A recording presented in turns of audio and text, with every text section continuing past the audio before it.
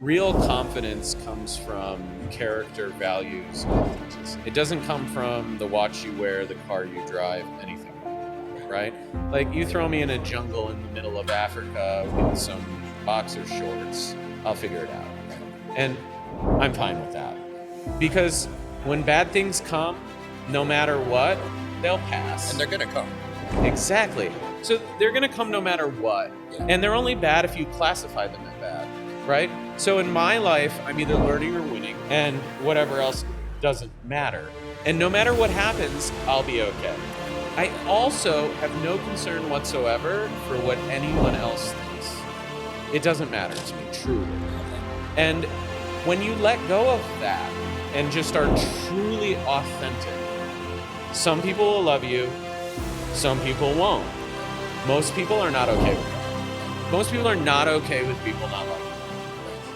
I don't care.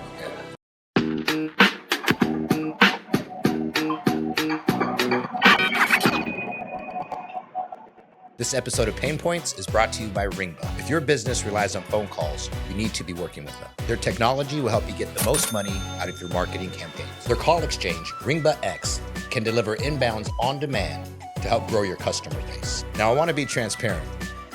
Ringba and Adam did pay me to deliver that message, but I'm also a customer, and I've watched them help dozens of companies become more successful over the years. So if you sell a product or service over the phone, I guarantee a moment with their team will be worth it.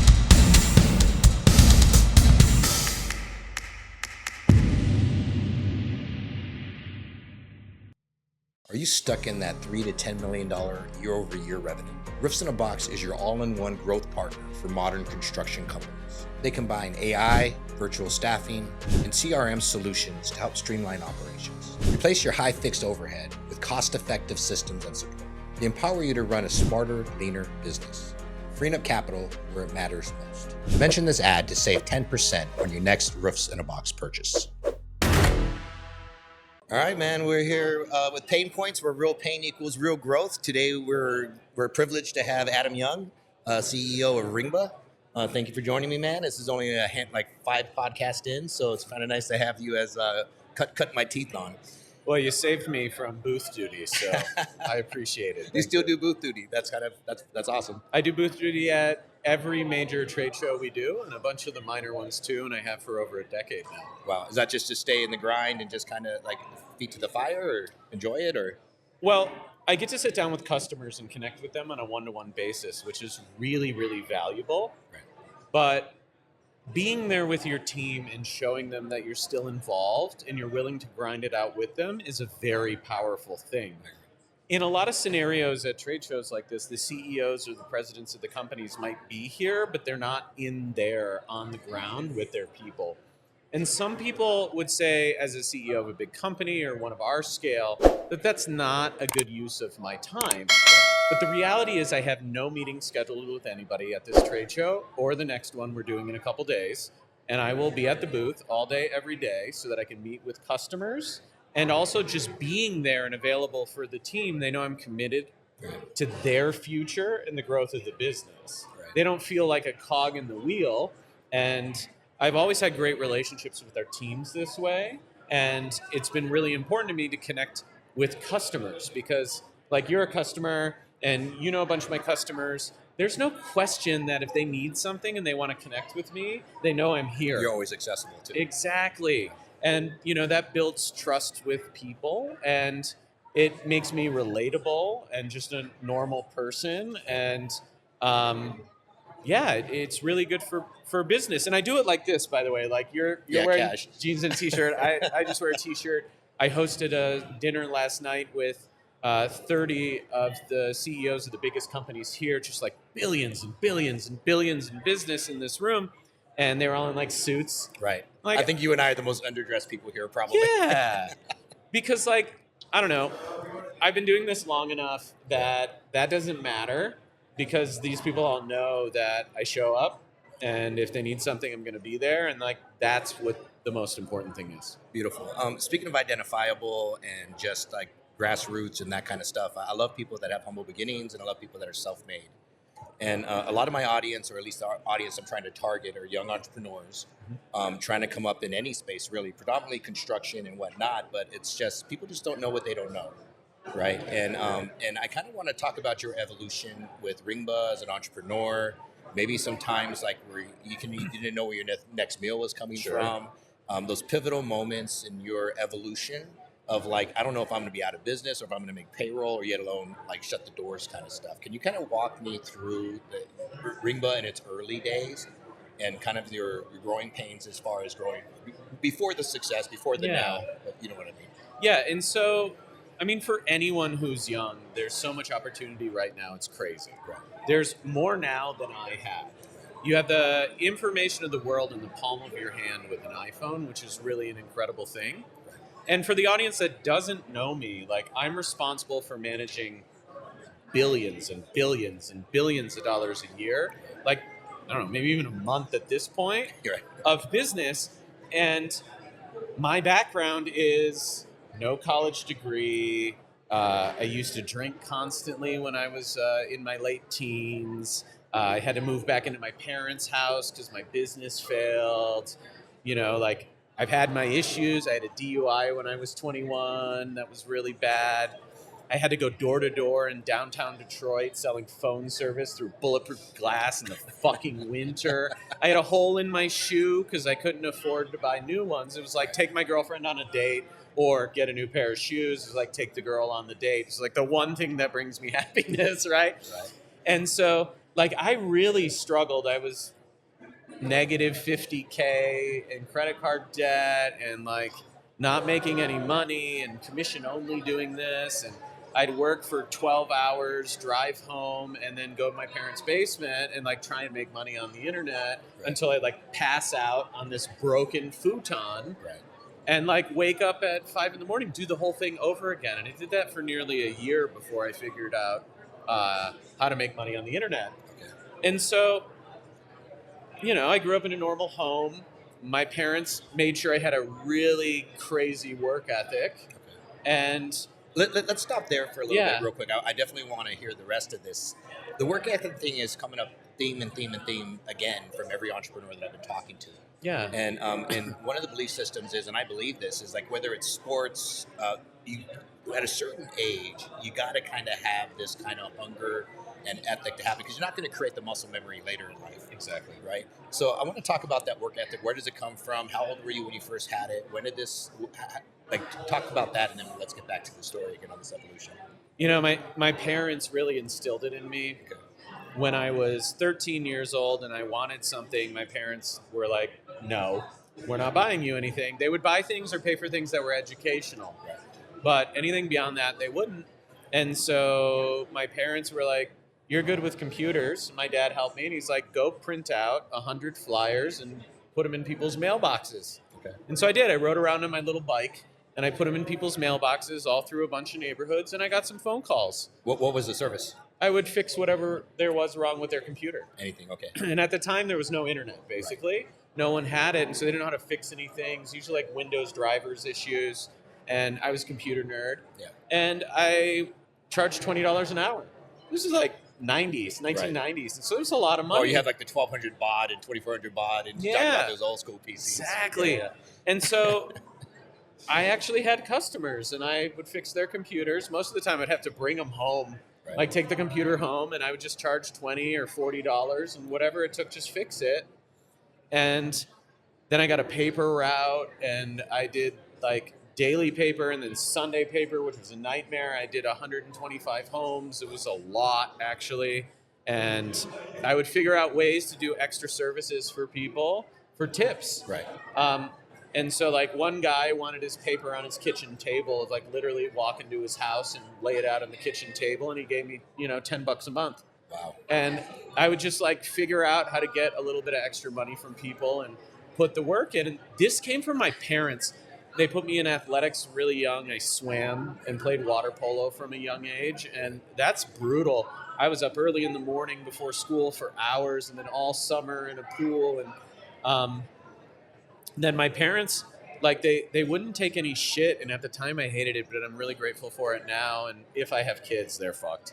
Like told my parents I didn't want to empty a dishwasher when I was like 7 years old. Right. And I said it was hard work. My parents said, yeah, no problem. Don't worry about the dishwasher. We're going to empty that sandbox out back and put a garden there. Consequences. It was a 12-foot by 12-foot sandbox that my dad built. And they made me at 7 years old shovel it out. It took 2 weeks. Nice. I was allowed to do nothing until it was done. I remember those memories too. My dad had me chop down a tree one time. It took me 3 weeks to axe it out to get under the roots. But I love that kind of story. So basically your work ethic, the entrepreneurship, the paper routes, the computer, anything you had to do, that hustle, that work, that getting up early, the staying late, the whatever, at any lengths, was installed early on. Yeah. Okay, so. And okay. my parents, like, they didn't tell me I couldn't do something. Right. They just told me figure it out. Right. And that created an environment where I was allowed. Right. And I'm really grateful for that. And so, you know, I was a loser when I was 20 years old. Right. Straight up. There's no question. And I didn't know how to run a business. I wasn't good to my employees. Like, I had pissed off customers. Like, I didn't do a good job. I was partying too much. Just like Most horrible. 20-year-olds. Yeah. And I didn't go to college. I barely made it through high school. My transcript's actually on my Instagram, by the way, at Adam Young, if you want to look at it. Like, it's bad. I'll look at it. It's bad. And the thing is like, I was out of desperation wanting to do something else. Like, it wasn't tenable what I was doing, and no one would hire me because I didn't have a degree. And so I figured out how to make money on the internet. And then I started realizing, like, I need to take care of my customers. I need to, you know, my dad made sure I always showed up on time, and I, like, really had to become a different person. And I couldn't guarantee that I was the smartest. I couldn't guarantee that I knew the most or had the connections. What I could guarantee, though, was that I'd work my fucking ass off 7 days a week because I didn't want to live in my parents' basement anymore. I wanted things in life that most people aren't able to get. And I was willing to work for it because it was the only thing I had control over. Okay. And still to this day, it's the only thing I have control over. Don't you feel like most people, I mean, before we get into like practices and pain points and all that kind of stuff, I feel like nowadays, like you said, so much access, if people just had that work ethic, I think anyone can make $1 million now just by working hard and doing the right thing. Easy. You don't even got to be a good business owner. No. Right? And it's like, and it's so weird that like people just don't have, they're just lazy. They want TikTok money. They want like whatever else. They're just not willing to do the grind. Well, they see the result. Yeah. And a lot of time the result is fake. Yeah. Right? And a lot of people say to me, like, whatever, you're whatever, like, you do whatever you want, blah, blah, blah. Yeah, cool. You're like, wow, Adam got rich quick. I'm like, yeah, it took 25 years of hard work. Yeah. Like, what? Yeah. You know? I like the fact, I heard this a long time ago from a mentor of mine. They said, this person's making $1,000 an hour. And I'm like, no, this 25 years of evolution that made me get $1,000 an hour or whatever that number is. Right. So yours is all this grind and hard work that kind of puts you to this point now where you have earned it, but it's through that grind. And I didn't have a lot of fun for a long time, dude. Right. Like, I traveled for business, but I didn't buy anything crazy. I didn't go out with my friends. For a long time, I didn't even have friends, right? Like, you know most of my friends now. Right. Like, now I have customers. Right. I learn how they do business, how they carry themselves over periods of years. And then I will, like, have a moment where I make friends with them, or like you and I, right? Like, you wanted to do a podcast, and like, so we start talking, and like, that's how I built my friend circle. But it came much later in my life. Like, I'm 41 years old. I didn't start having a ton of fun in my life until my late 30s. You know, like, if you're young, sure, go have fun. But if you want to build something, it's a commitment for life. Right. And you have to sacrifice something to get anywhere. Like, it's part of the game. The game's designed this way, the game of life. And a lot of people aren't willing to give things up. Like, I was willing to sacrifice my body. I created scoliosis from working so much and sitting in front of the yeah, like, I fixed a lot of it with Pilates, but like, it hurt for a long time. You know, in my 20s, I was single for a long time because I was just grinding. In my 30s, I just really grinded, and I didn't have a ton of friends, and I didn't go do things with friends on a regular basis, you know, like a couple times a year. Like, that's it. Like, I wasn't going to dinners or events or out with my friends on a Saturday. Like, what? Nothing. Just like focused and relentless grind, because once I started building a business, I had people I was responsible for. And then, like, I can't go party if I have people I'm responsible for.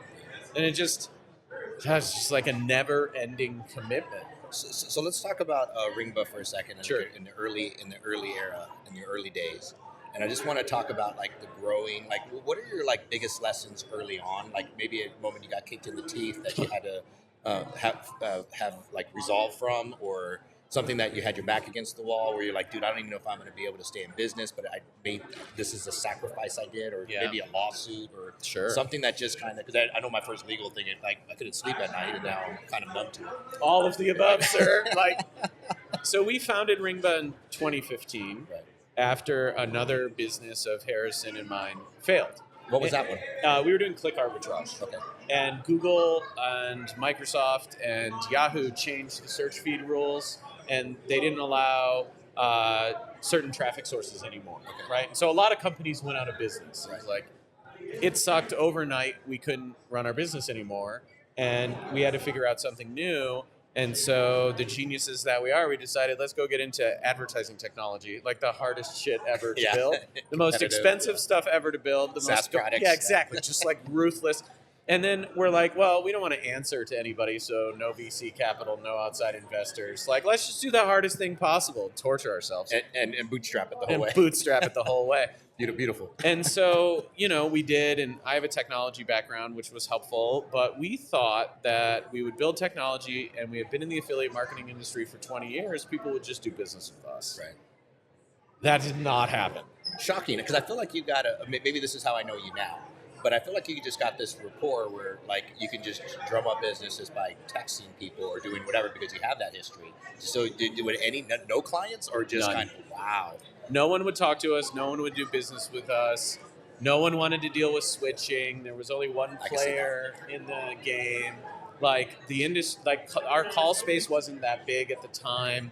Just like no one trusted our technology. No one anything, right? Like Harrison had an affiliate network that failed, and some people were still salty about that 10 years later, right? Even though like it wasn't his fault, he was a minor, and he still took responsibility for it all and gave people money and like was super poor afterwards, and like he did it the right way. He handled it the right way. I'm really proud of him.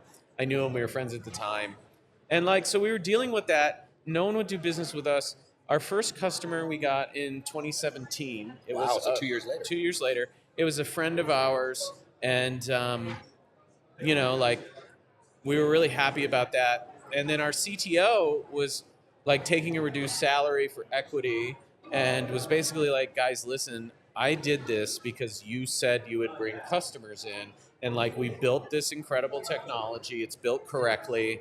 I could have gone to Google and made $650,000 a year, but instead I'm here working for you for like nothing. Yeah. And you're not delivering. Yeah.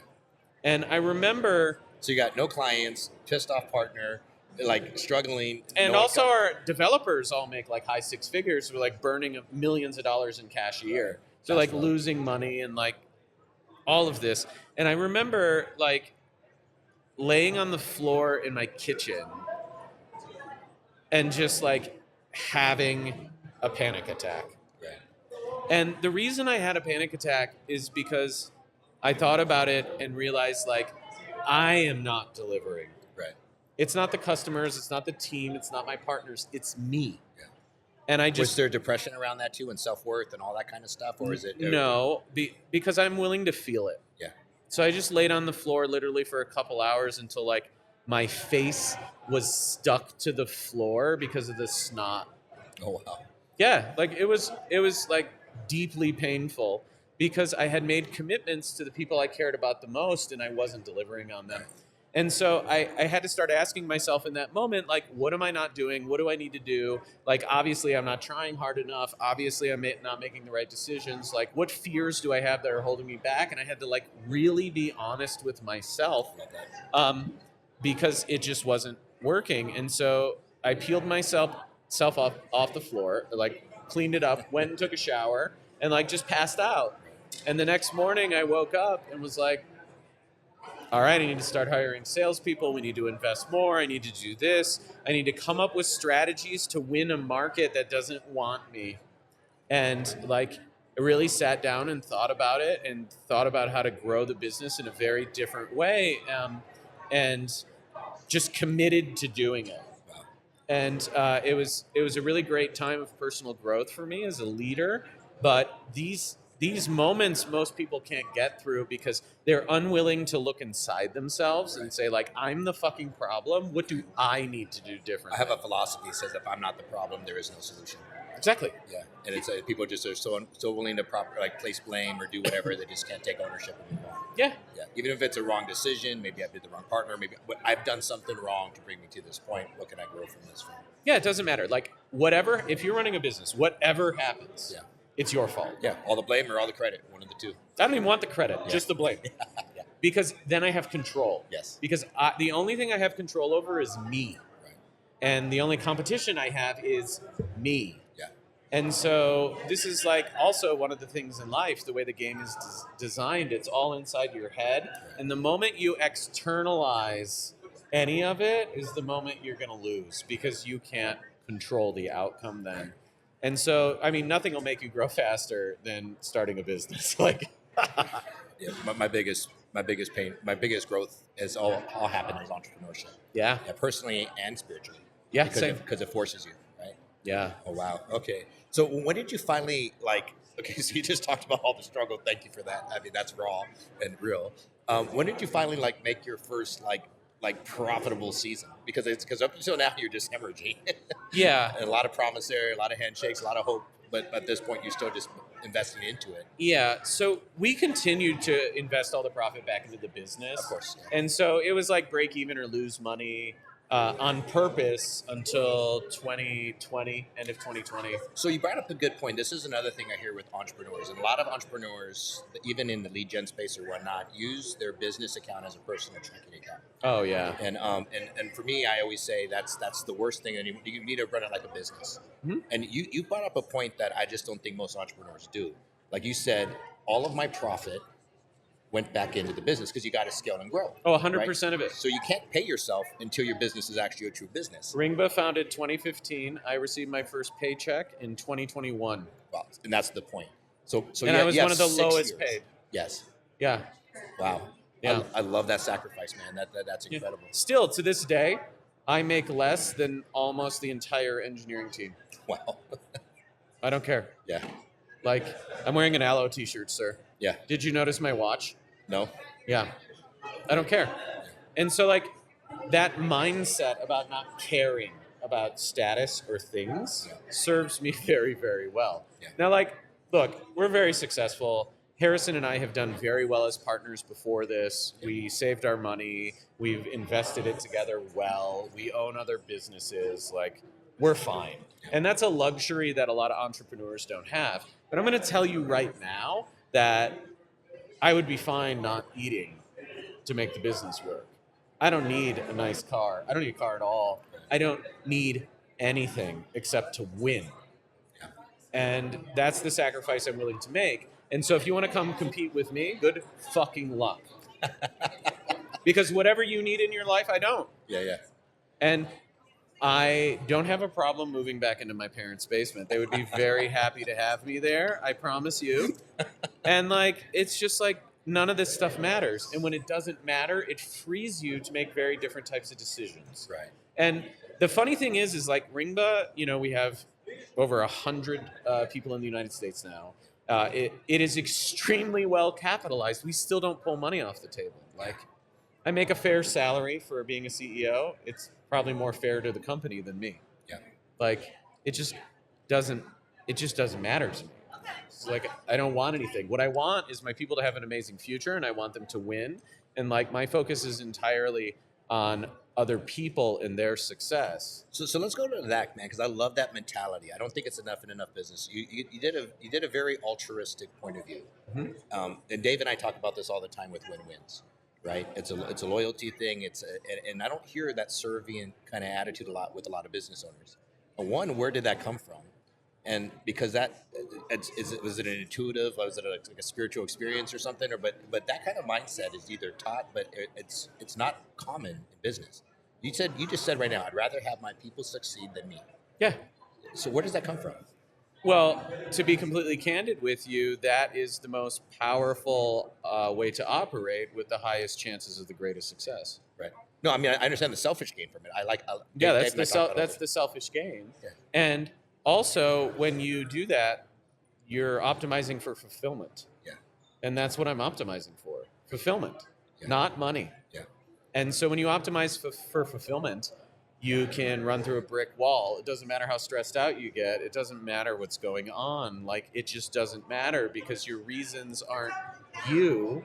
And so it completely changes how you think about everything. It's like most people are not built to carry the amount of stress and deal with the shit that I have to deal with. They really aren't. And people watch me do it and they're like, they don't even seem to care. Like, Adam's always having a good time, doesn't care. What is going on? Well, the reality is I lost my headphones. Wait, are they back? I hear you fine. Yeah. Okay, there we go. Okay. I don't know what happened. It's good? Yeah.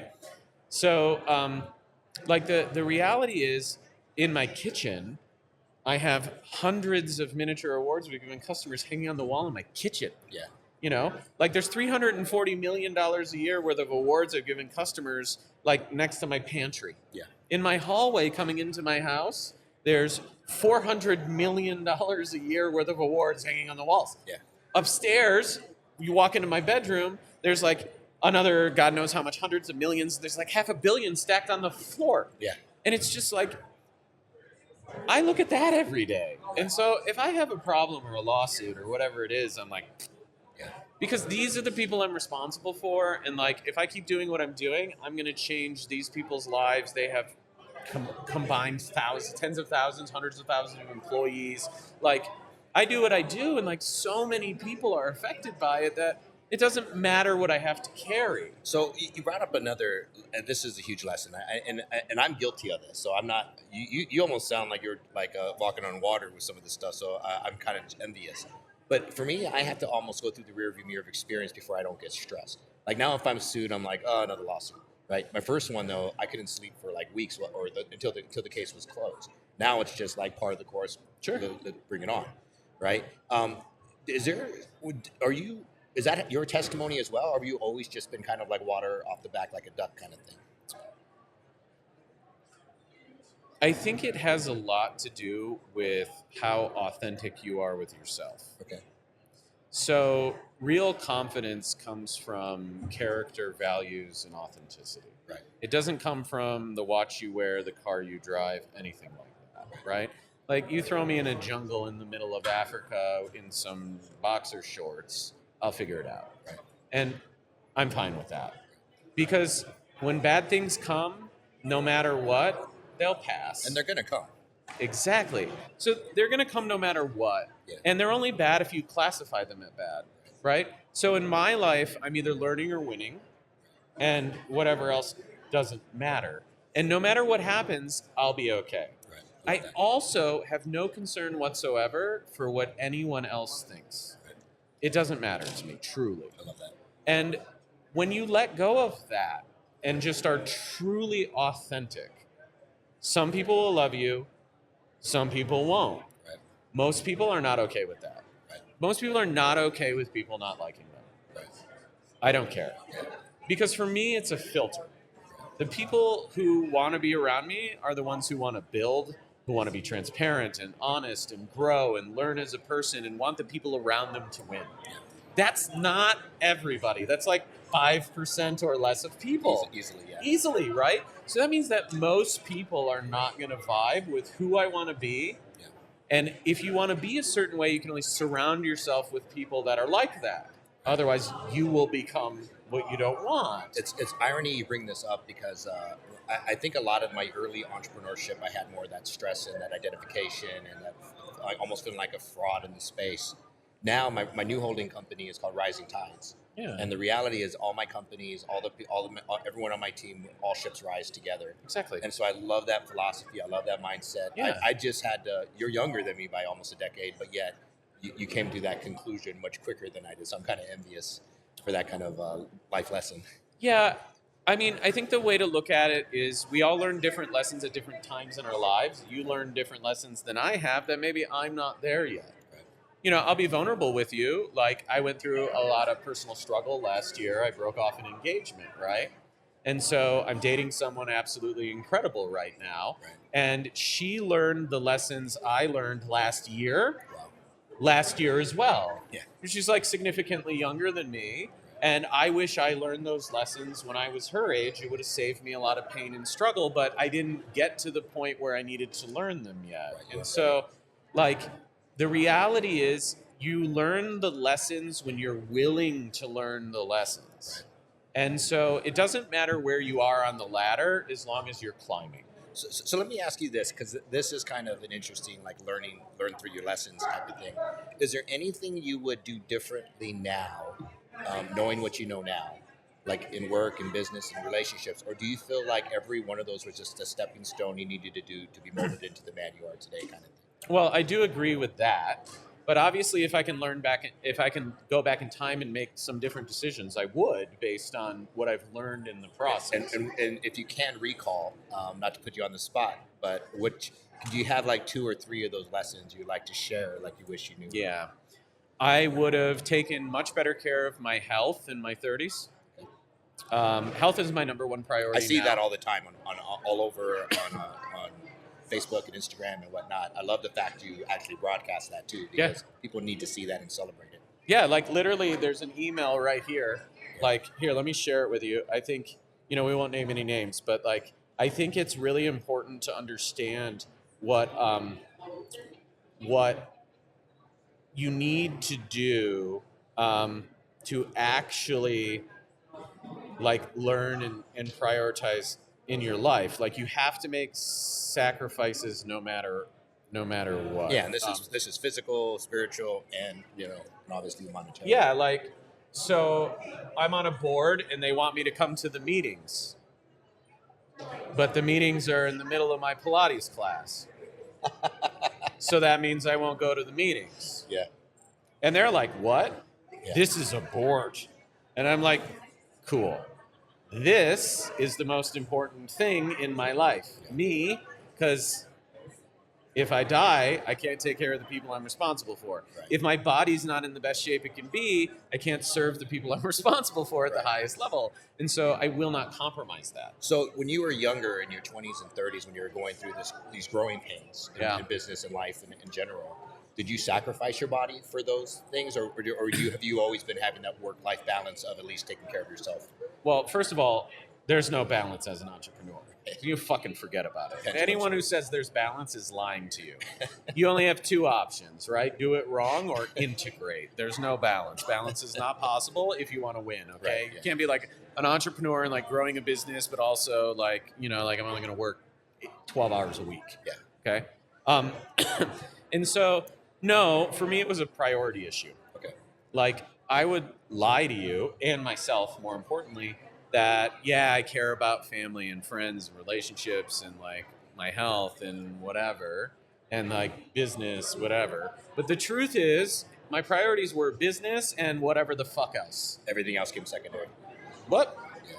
And when I realized this and the damage it was causing in my life, like, I'm 41 now, right? And like, I had back pain, I have some injuries, like, I wasn't sleeping as well as I should. Your head is not as clear if you're not in great health. Like, there's all these downsides to not taking care of your health. And I don't drink or do any substances. And I haven't for a really long time, like since I was 21. 21 for me too. Yeah. So like, that's not the issue, but I wasn't taking care of myself, and it was negatively affecting every aspect of my life. My personal relationships, my business relationships, my sex life, like everything, right? And so the ripple effect just touched everything. It's unbelievable. And so when I moved to Miami, I made health my number one priority and said I'm not going to negotiate with myself. No compromise. No compromise, none. I don't care how big the opportunity is. Like, sorry, I'm going to go do my thing. Nice. And I integrate it into my life. So the thing about being an entrepreneur is you're always on. Yeah. 7 days a week, 3 a.m, someone has an issue and wakes me up. Infrastructure calls me at 3 a.m, I'm getting up. Right. I don't have a choice. So if I want to go to the class or do the thing at 1 o'clock on a Tuesday, because that's the one I want to do that's the most effective for my health, that's it. And like my team has to adapt. Yeah. Because no matter what, I have to adapt to the always on schedule. So when something's important to me, I have to make the choice to integrate it. Because I have no balance. Yeah. Right? Just priorities. Yes. When it's just priorities, it's integration. And I try to make as few decisions as possible in my life these days. I let the priorities and my standards make the decisions, and I do not compromise on them at all. Interesting. I was like that until kids came in the picture, so I'm kind of once again envious again. So you brought up the, I said 3 lessons or the top couple. Yeah. You said one was health. Health by far is most important. Okay. And then what was another couple lessons that you learned along the way of hard knocks? You know, when I was really young and I was in this period of my life, my early 20s, 20, 21, 22, like, I don't know, I even hate to say it because it's so far away from who I am now, but, you know, I would lie about things. Yeah. Just for the sake of discussion, just throwing it. Even admitting that right now is like so adverse to my value structure that like I'm like tense. And so I would have changed that about myself much sooner, even though I did at 22. Like when I got into business and I realized like I need to do this very differently, that's it. I don't do it anymore. Like, because if you don't lie, you don't have to remember what you say. You have to backtrack. Exactly. Yeah. And so like I just don't about anything ever. Because in business, if you try and hide it or cover it up or you tell a lie, no matter what, it's going to be worse. Right. No matter what. So you might as well just rip the Band-Aid off and deal with it. Okay. And so I changed that about myself like 22 years old. I wish I would have done it sooner. It would have made an even bigger impact. So one of my business mentors says this. I always talk about integrity. And he goes, well, Hitler had integrity because he had a set of principles which he wouldn't waver from. Yeah. So and so now when I think of it, I mean, obviously not like Hitler, but like the thing about it is you gotta stay true to yourself on certain principles.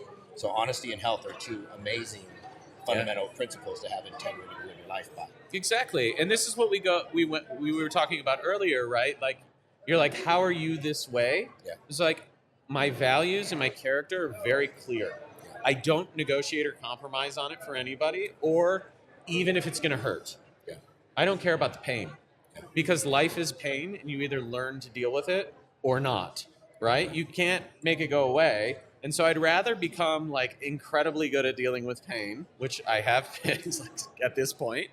And so that way I don't have to compromise my values or my character, or my integrity, or any of these things, my standards. And so everything is just very different for me. Like, I don't necessarily experience the stress. You're welcome to sue me. I don't care. Same. Have fun.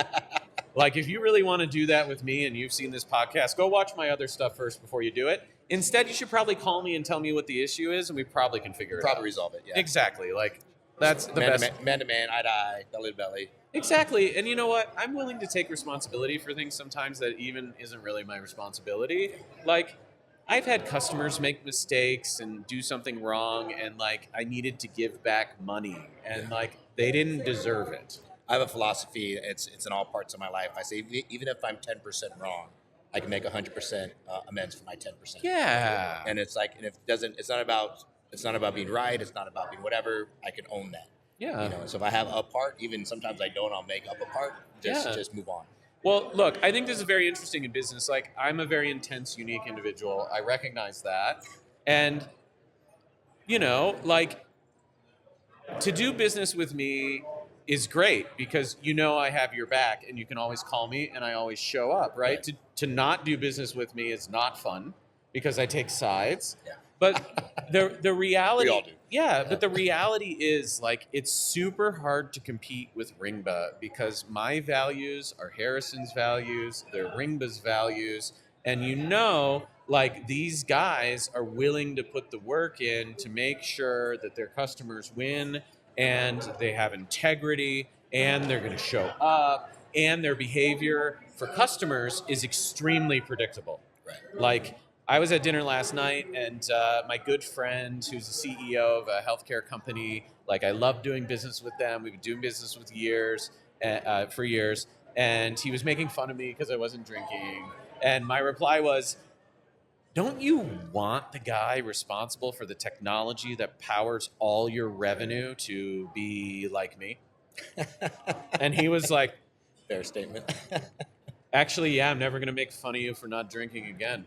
Yeah. He's like, you're no fun at all in business. I love it. And I'm like, thank you. I really appreciate that. You know what I tell people? I just, instead of saying I don't drink, I just say I've had enough. Even though it's been a while, I just say I've had enough. People just stop me there because they may think whatever, but it's an easy way out of it. Okay, so you got the two things. So what's the last thing that you would give advice for that you wish you knew what you knew now? Doesn't have to be a third. I just know you got a lot of pearls. I would take bigger bets. Bigger bets on what? Yeah, exactly. Everything. Okay.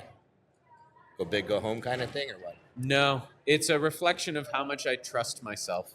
Interesting. So trust your intuition and your visionary. Yes, portion. exactly.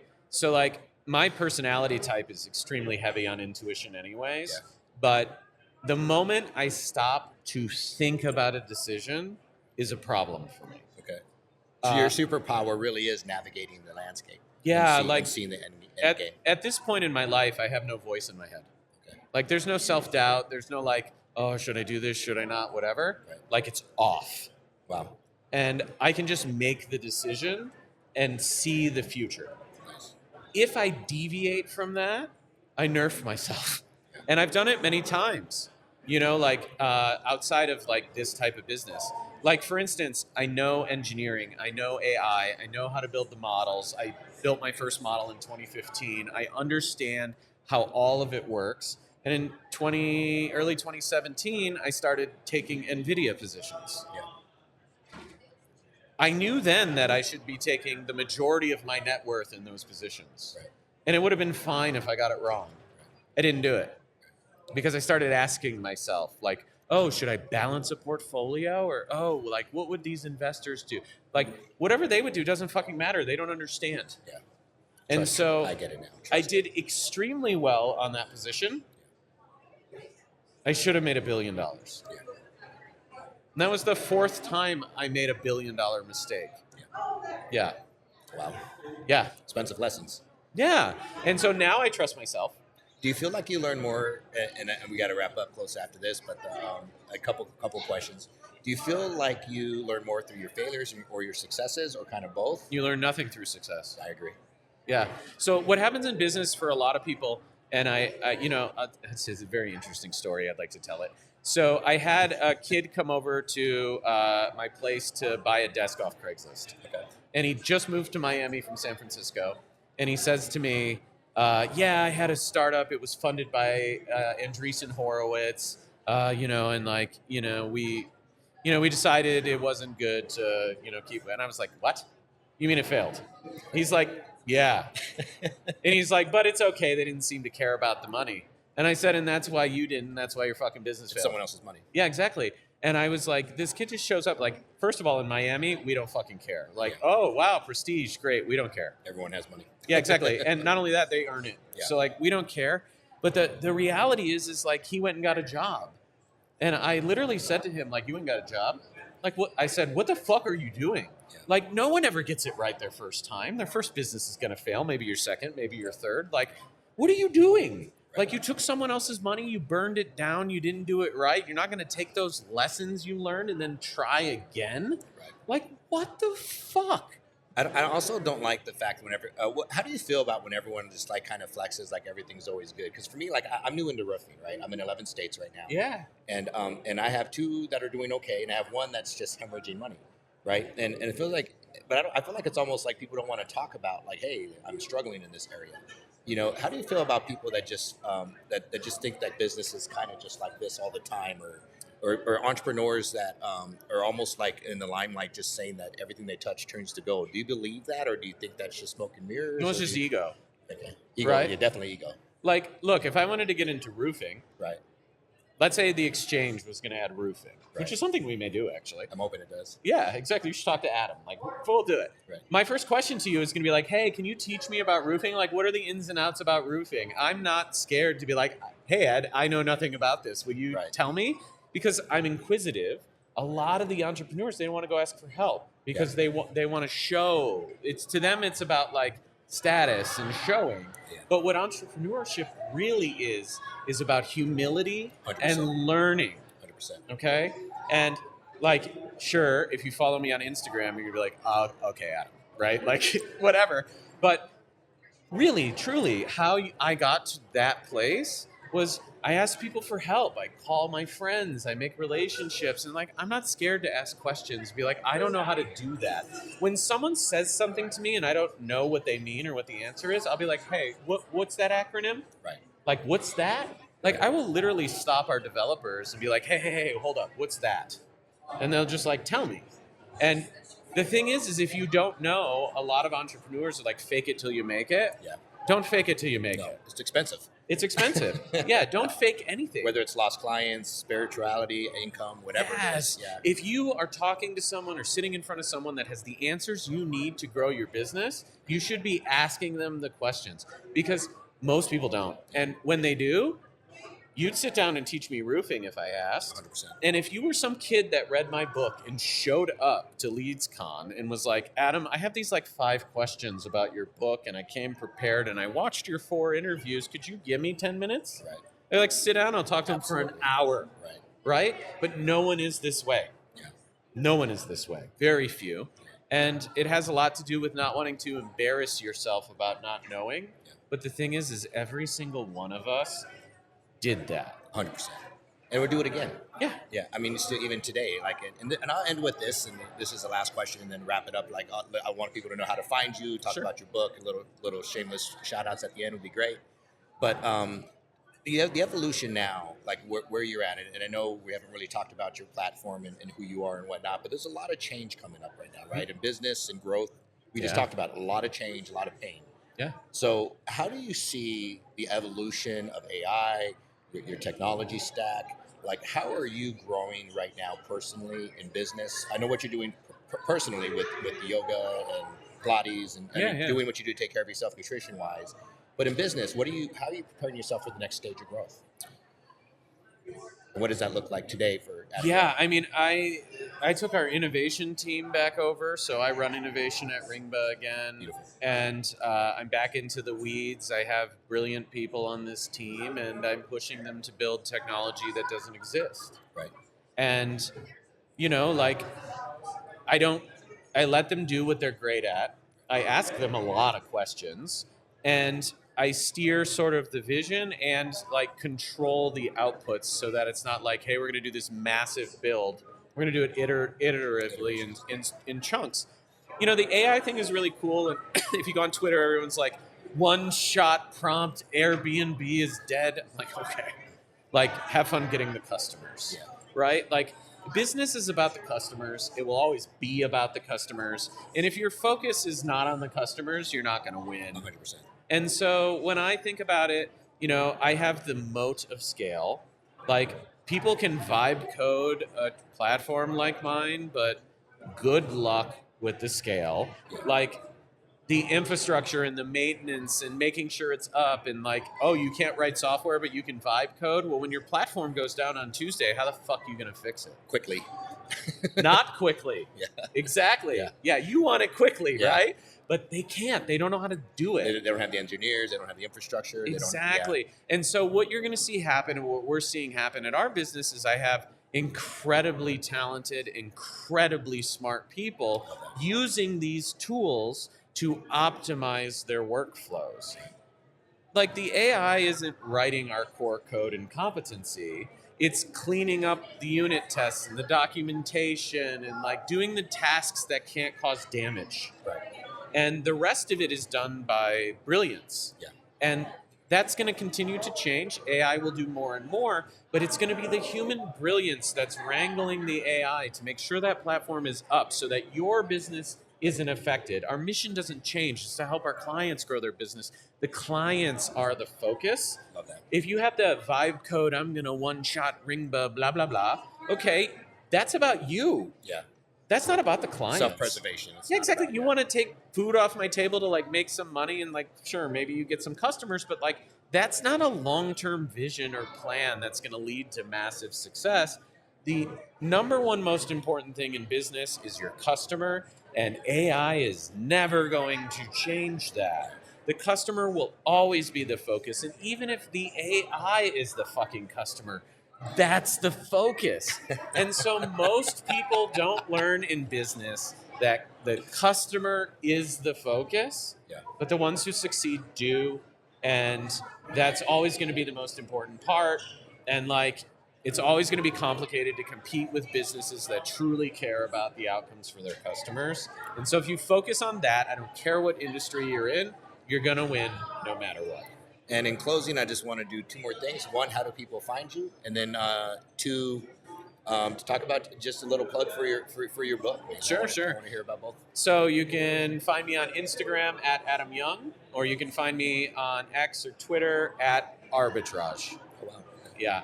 And my new book coming out is called Customers on Demand. Oh, wow. You got a new one coming. Oh, yeah. We just finished it up. It's being printed right now. Beautiful. And, you'll see it on my social media for sure.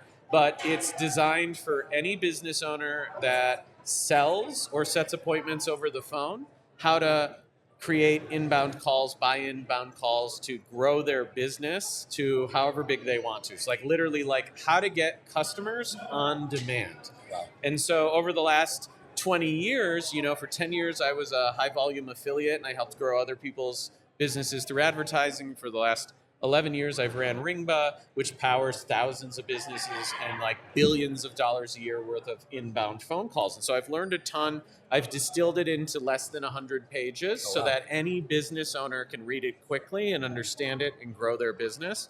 And so I'm just like super excited about this because it's going to create billions, tens of billions of dollars in business for people that I don't even know. Like coolest thing ever. I'll get customers out of it, like obviously. Yeah. But I'm just really excited to share that knowledge. And then my first book, The Pay-Per-Call Revolution, is on Amazon. If you want to learn how to like do internet marketing and drive customers to get on the phone, that's an awesome book. And I wrote it for anyone, someone who's an expert or someone who's new. And both of these books have companion workbooks that teach you like how to actually do it, like the exercises, scripts, like just like hundreds of pages in the workbooks of like actual practical implementation of how to do it in your business. And so like my first book, people have read it and made hundreds of millions of dollars, like legitimately tracked hundreds of millions of dollars. It's crazy. I think my second book will have even more impact, and I'm really excited for that. And if you do sell over the phone and you want to make your phones ring, you can talk to Ringba X, right? Like we help customers grow their businesses on demand. And then if you run a call center, or you have a lot of people selling over the phone, our software for that is really, really incredible. But really, I just want to help people grow their businesses. That's my mission. So if I can do that in any way, shape, or form for anyone watching, like they're welcome to reach out, interact. Whatever. Grateful, brother. Thank you for your time, man. Thanks for breaking bread. And, man, I just appreciate the humility, the vulnerability. And, man, you're a joy to talk to, my friend. Thanks. Appreciate you. Thanks for having me. Appreciate you.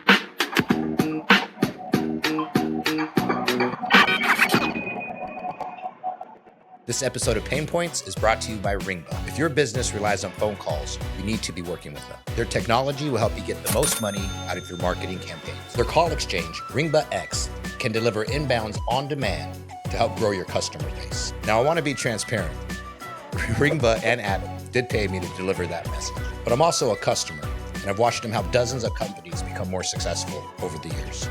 So if you sell a product or service over the phone, I guarantee a moment with their team will be worth it.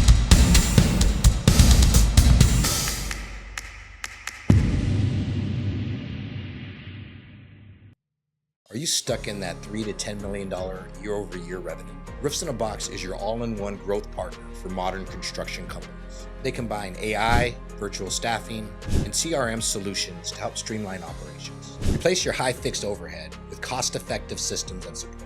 They empower you to run a smarter, leaner business, freeing up capital where it matters most. Mention this ad to save 10% on your next Roofs in a Box purchase.